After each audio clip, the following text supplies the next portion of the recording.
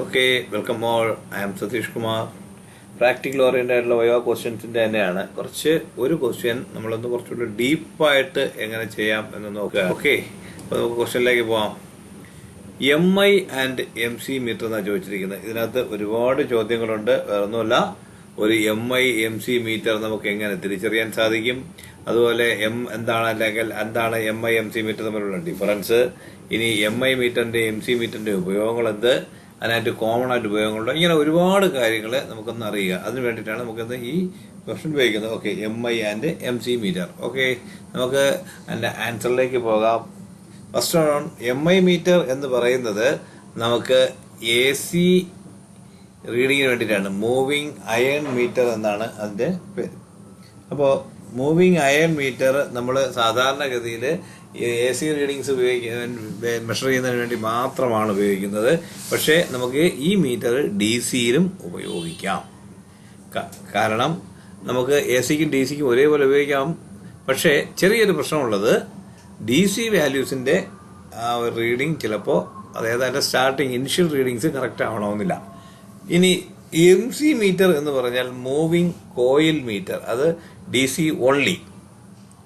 മറ്റത് AC-ക്കും DC-ക്കും ഉപയോഗിക്കാമെങ്കിൽ ഇതിനകത്ത് DC മാത്രമേ ചെയ്യാൻ പറ്റുള്ളൂ. അപ്പോൾ ഇതാണ് MI ആൻഡ് MC മീറ്റർ. ഇനി ഒരു MI മീറ്ററും ഒരു MC മീറ്ററും തമ്മിൽ എങ്ങനെ തിരിച്ചറിയാൻ സാധിക്കും എന്നുള്ളതാണ്.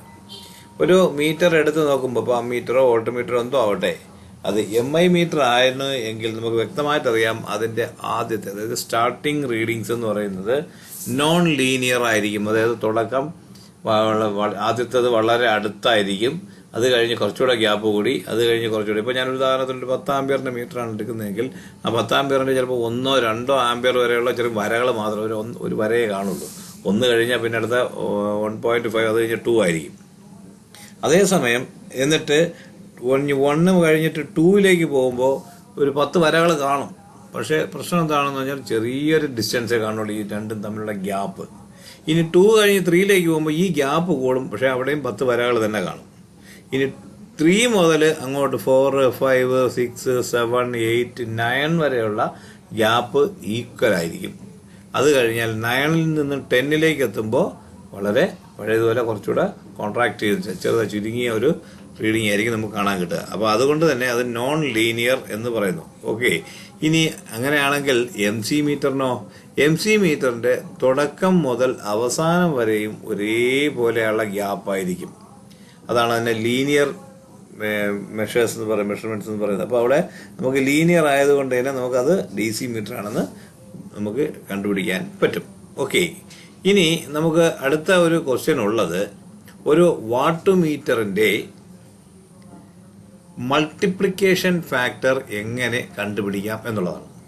അപ്പോൾ അതിന് രണ്ടെണ്ണം. നമ്മളൊരു വാട്ട് മീറ്റർ കാണുമ്പോൾ അതിനകത്ത് കണക്ട് ചെയ്യാൻ പറ്റുന്ന വോൾട്ടേജ് ഉണ്ടാകും. ചിലപ്പോൾ 250, 500 ഒക്കെ ആയിരിക്കും. ചിലപ്പോൾ ചില മീറ്റേഴ്സിലാണെങ്കിൽ 150, 300, 600 എന്നായിരിക്കും. ചില മീറ്റേഴ്സിൽ 125, 250 എന്നായിരിക്കും. അപ്പോൾ അങ്ങനെ ഏതായാലും വോൾട്ടേജ് കണക്ട് ചെയ്യാനുള്ള, അതായത് നമ്മൾ ന്യൂട്രൽ നെഗറ്റീവ് കൊണ്ട് കണക്ട് ചെയ്യാൻ പറ്റുന്ന ഒരു സ്ഥലം, ആ സാധനം. അപ്പോൾ അതാണ് നമ്മുടെ. അപ്പോൾ നമ്മൾ അതിൽ ഏതിലാണോ കൊടുക്കുന്നത്, നമ്മുടെ കണക്റ്റഡ് വോൾട്ടേജ്, നമുക്ക് ഇപ്പോൾ 220 വോൾട്ട് സപ്ലൈയിലാണ് കൊടുക്കേണ്ടത്, നമ്മൾ അവിടെ 250 അല്ലെങ്കിൽ 300 ടെർമിനലിൽ കൊടുത്താൽ മതി. അപ്പോൾ അതിനെയാണ് നമ്മൾ കണക്റ്റഡ് വോൾട്ടേജ് എന്നുള്ളത്. അപ്പോൾ മൾട്ടിപ്ലിക്കേഷൻ ഫാക്ടർ കണ്ടുപിടിക്കുന്നതിന്റെ ഇക്വേഷനാണ് ഞാൻ ഈ പറയുന്നത്. Connected voltage into connected current. ഇപ്പോൾ ചില മൾട്ടി ഫംഗ്ഷൻ മീറ്റേഴ്സ് ആണെങ്കിൽ അതിനകത്ത് ലിംബ് ഷോർട്ട് ചെയ്യാനുണ്ടാവും. ചെറിയ പ്ലേറ്റ്, നമ്മുടെ അതിനകത്ത് 2 പ്ലേറ്റുകൾ തമ്മിലുള്ള അങ്ങനെ 4 കണക്ഷൻസ് ഉണ്ടാവും. അത് തിരിച്ചെല്ലാം കൂടെ ഒന്നിലേക്ക് മാത്രം മാറ്റിയിട്ട് കഴിഞ്ഞാൽ അതിനകത്തുള്ള ഏറ്റവും ലോവസ്റ്റ് ആംപിയറും രണ്ടും പരസ്പരം പാരലൽ ചെയ്തിട്ട് കഴിഞ്ഞാൽ അത് അതിൻ്റെ ആ മീറ്റർ എഴുതിയിരിക്കുന്ന ഹയസ്റ്റ് ആംപിയറിലേക്കും പോകും. അപ്പോൾ അതാണ് കണക്റ്റഡ് കറണ്ട്. അപ്പോൾ connected voltage into connected current into power factor. നമ്മൾ ആ മീറ്റേഴ്സിന്റെ ഡയൽസ്, സൂചി ആരംഭിക്കുന്ന ഭാഗത്ത് കുറേ സ്പെസിഫിക്കേഷൻസും കാര്യങ്ങളൊക്കെ എഴുതിയിട്ടുണ്ടാവും. അവിടെ എവിടെയെങ്കിലും cos5 എന്ന് എഴുതിയിട്ട് എന്തെങ്കിലും എഴുതിയിട്ടുണ്ടോ നോക്കുക. ഇപ്പം ചില മീറ്റേഴ്സ് കാണും cos5 0.2, ചില cos5 0.5 എന്നൊക്കെ എഴുതിയിരിക്കും. അങ്ങനെയുള്ള ഒരു സാധനത്തിനെ നമുക്ക് LPF വാട്ട് മീറ്റർ ആണെന്നും മറ്റുള്ളത് UPF വാട്ട് മീറ്ററും ആയിരിക്കും. അങ്ങനെ എഴുതാത്തത് അതിനകത്ത്. അപ്പം UPF ആണ്, ഒന്നും എഴുതിയിട്ടില്ല എന്നുണ്ടെങ്കിൽ UPF ആണ്. അതിന്റെ പവർ ഫാക്ടർ എന്ന് പറയുന്നത് 1 ആയിരിക്കും. ഇനി അതേസമയം മറ്റാണെങ്കിൽ നമ്മൾ ആ മീറ്ററിൽ കണ്ട LPF ആണ്, നമ്മൾ അതിൽ കണ്ട 0.2 0.5 ഒക്കെ ആയിരിക്കും.